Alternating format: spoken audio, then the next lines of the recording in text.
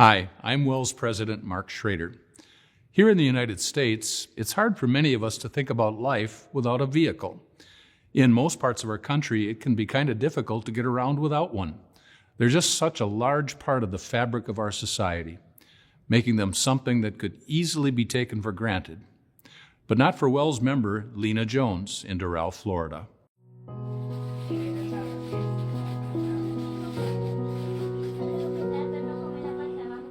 Every morning while going to work, school, and church, the single mom of twins and domestic violence survivor says a simple prayer to the Lord. A prayer for her car. Please, God, you here with us.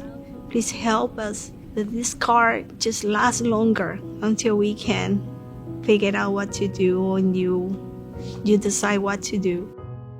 Although she was incredibly thankful to God just to have any car, it was older with high mileage and needed continuous, expensive maintenance. One day, she says, her car started on fire in the middle of one of the busiest 8-lane freeways in the Miami area. And I literally was in tears just because I was shocked not to know what to do next. I really trying hard to survive and keep going with my kids and give them a decent life and just move on and do my job at school, at work, at church. But now that I don't have a transportation, how am I going to do this? Her mechanic told her the car was beyond repair, but she could not afford a new car. So, Lina used Uber for her daily needs. But at $60 a ride to get to Divine Savior, where she works, her kids go to school, and they attend church, that quickly became a financial burden that she wasn't able to bear. Miami is a high-cost area, and the cost of living has gone up quite a bit recently and has priced some families out of the area. She could only afford to live in a small efficiency apartment with her 2 kids, which is in the morning probably a 45-minute drive at some times.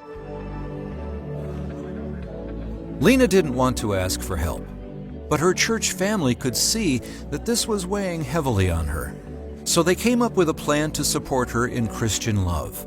Hey, let's see if a GoFundMe, if we create a GoFundMe, just by the church members, how much can we do? And to get her a new car. She just needs a car, she doesn't need anything else. In addition, Lina's pastor at Divine Savior Church wondered if there was an opportunity for some outside assistance. Knowing her need and knowing the generosity of our congregation and of our synod, I thought let's give this a try. Let's call Christian Aid and Relief and see if she might qualify for a personal grant, and we could match that by a fundraiser. Just write your name. 1, 2. And that's exactly what happened. After a successful crowdfunding campaign that covered the majority of the cost of a new car for Lina, WELS Christian Aid and Relief contributed with a personal relief grant. Whether it's a medical crisis or a financial crisis, and it goes beyond the ability of the local congregation to help with it. They can't really handle the problem themselves. They contact me, and we work together with them to make sure that the problem is resolved, that help is given where it's needed, and those kinds of things. And now, thanks to God working through His people, Lina and her children have a new, reliable car to get them around safely. My kids saw that car and they were jumping and crying, "Mom, now we can go places. We can go to the park without being worried that our car is not going to be started." And this amazing gift that God provided to us was a lot of people with a wonderful heart and help us get a car.